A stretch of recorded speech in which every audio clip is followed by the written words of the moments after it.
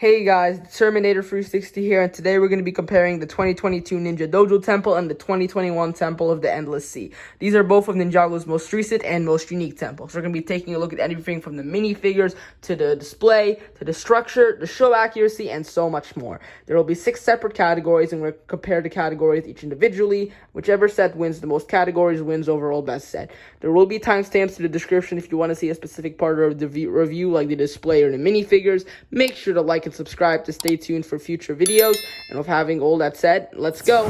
Starting off with the minifigures, we have the Ninja Dojo Temple in front and the Temple of the Endless Sea at the back. They basically have the same amount of minifigures, the Ninja Dojo Temple with 8 and the Temple of the Endless Sea with 7. However, the Ninja Dojo Temple has 4 ninja: Lloyd, Kai, Nia, and Cole, while the Temple of the Endless Sea only has 2 ninja, Kai in his scuba suit and NRG Nia. Oh, and by the way, her leg piece is here. I just didn't fit it on the stands with everybody else. The Temple of the Endless Sea does have 2 exclusive minifigures. It has Benthomaar with his amazing gold and bronze prints, as well as his skin tone and that really special hair, and Glutinous with a special torso to differentiate with the Maaray guards and that brick-built set of legs. However, the exclusives in the Ninja Dojo Temple, I think, one-up that. We have finally a new version of Pixal with her amazing prints, and we also got a new silver hairpiece that's plastic and not rubber, which I feel is a lot better, as well as a new face print.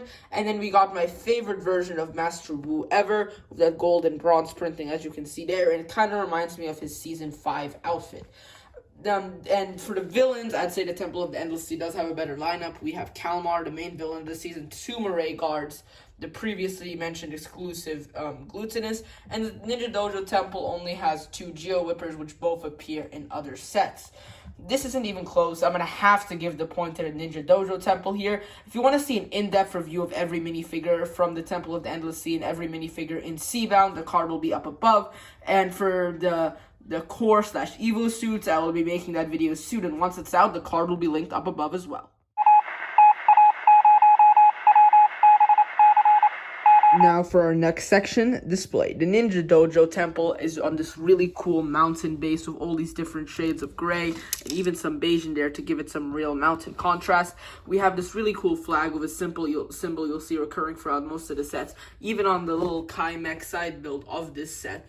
And then as we go up the steps, you can see it's really jagged and fitting the mountain style. We have these really majestic grand red doors with the gold shurikens as the handles, which actually fit fingers to open up. We'll take a look at the interior when we get to the features part. On the first layer here, you can see we have a little access to the inside. We also have a traditional lantern, as well as a banner with symbols, as well as a shuriken in the middle.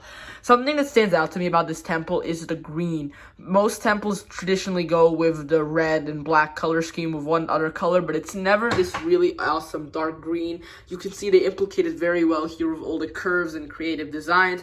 We have this really cool non-sticker dragon piece. And then we have the third layer up here, which is so awesome. And then on the side here, we kind of have a second entrance with lanterns and this really cool concave. And then we have all little details like this little thing here, like a little patio, I'd say, tree and all that stuff.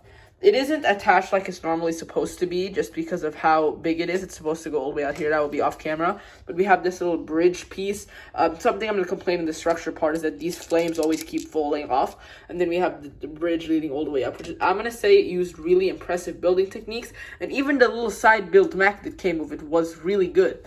The Temple of the Endless Sea is also an epic display. Wujiro looks so grand in that pose on its stand. Then we have many of these different little islands, and then we're going to focus on the main one right here. You can see on top we have this little sensei hat creating this really cool kind of centerpiece. We have some tridents to replicate the Atlantic City kind of feel. Then we have these really cool pieces. Then in here we have where the amulet would hold, and then we have some really small steps up. The side build is this really cool Kai pod. This is cool since you get other pods for the other ninja throughout the different sets, so it's really cool to collect all of them. Overall, I'd say they're both really cool in their own way. Like, I love how this looks with Wujira and being so wide. I love how this looks but with the stones and the different color schemes. But I'd say as an overall display piece, I'd have to give the point to the Ninja Dojo Temple since it's much more compact and, in my opinion, just looks a lot better.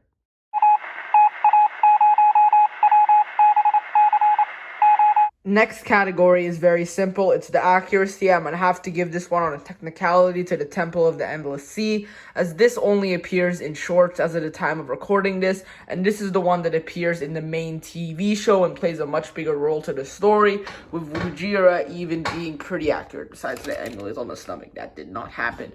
But anyway, the point is going to have to go to the Temple of the Endless Sea for this one.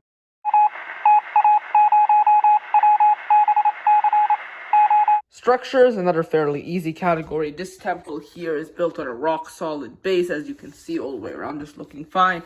And if you shake it, it's completely in place, with only the parts that are meant to shake shaking. The Temple of the Endless Sea, while each individual part is sturdy, the connectors between each of them are really weak. So like you see, I can detach that just by wiggling here.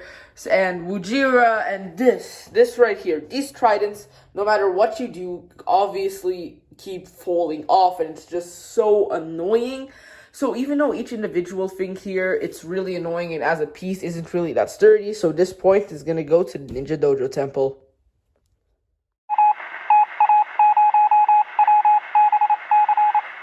For the feature section, I can't have them both on the screen at the same time, since I'm going to be turning the buildings and able to show the features, and that's just going to be really hard of having more than one thing on set at once.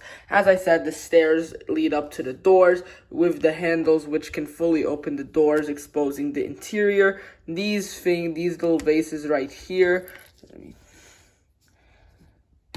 each have a little cookie inside of them, which I find a really cool little detail, and it feels like something a Sensei Wu temple would have. The doors obviously close back up again. At the base, we can see we have this little wall that doesn't look as sturdy as the rest. That's because you're meant to take the little vehicle that comes with it, which by the way can fully roll, smash that wall in, and then it is a really easy fix. But I'm not going to fix it right now, so it's going to take a while to fix on camera. Then over here we have a little side entrance where you can place some minifigures and a little patio. And so now let's turn it to the back. So as you can see here, we have a very detailed and multi-layered temple. At the very bottom, we have like this Samurai X display sort of thing with many different controls. And this is actually a ninja mask holder. Super cool features, and then so many details on the lower levers. There's the broken wall that we saw in the front. Up here you have a really awesome weapons rack, and up here you have like Sensei Wu's tea area with a full translation of the Ninjago language. Here you have a bunch of space for minifigures to stand, nothing really, and then some weapons, a photo of Sensei Wu or the first Spinjitzu master, it's probably Wu.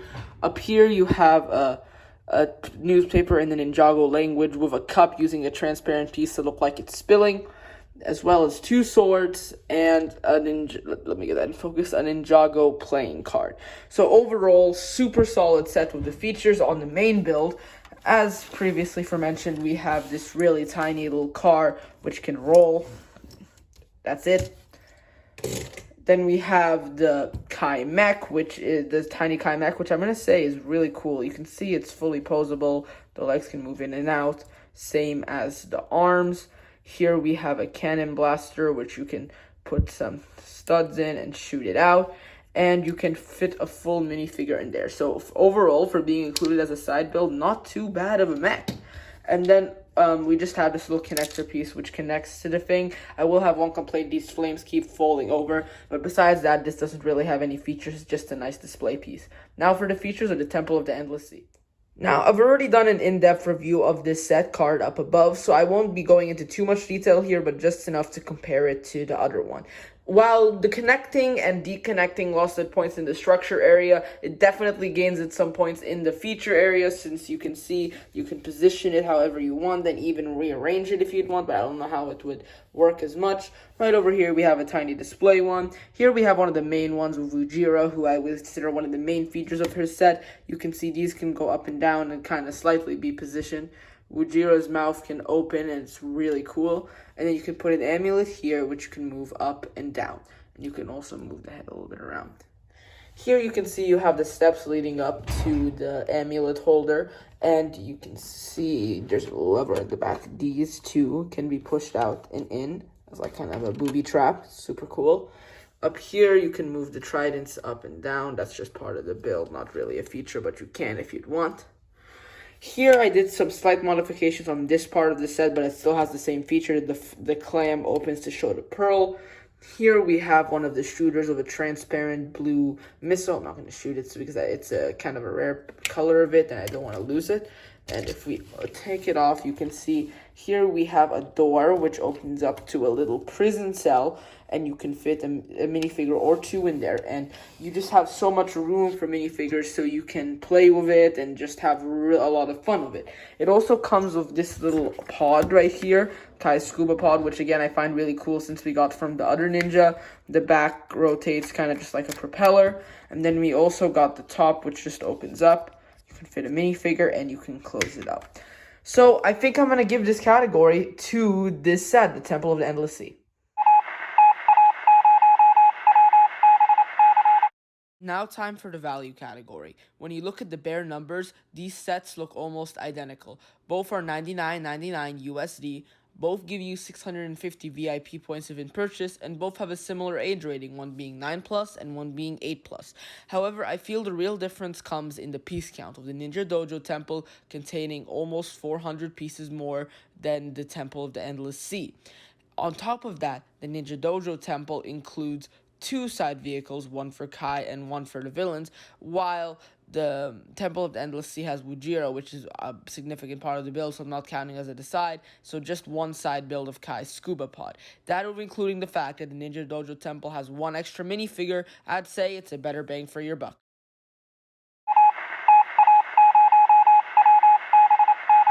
With all the points tallied up, the Ninja Dojo Temple clearly wins. Now, that's not saying the Temple of the Endless Sea is a bad set. It's one of my favorites in recent Ninjago history, and it's so great. It's just comparatively, I think it's a lot weaker in some places. Hey guys, thanks for watching. If you haven't already, make sure to hit my channel logo to subscribe and click that like button down below. Click the playlist on top to see more comparison reviews just like this, with more coming soon, and click one of the other 2 things on screen. I'm sure you'll enjoy it as well. Let me know down below in the comments which set you prefer. Signing off for now. See you next time.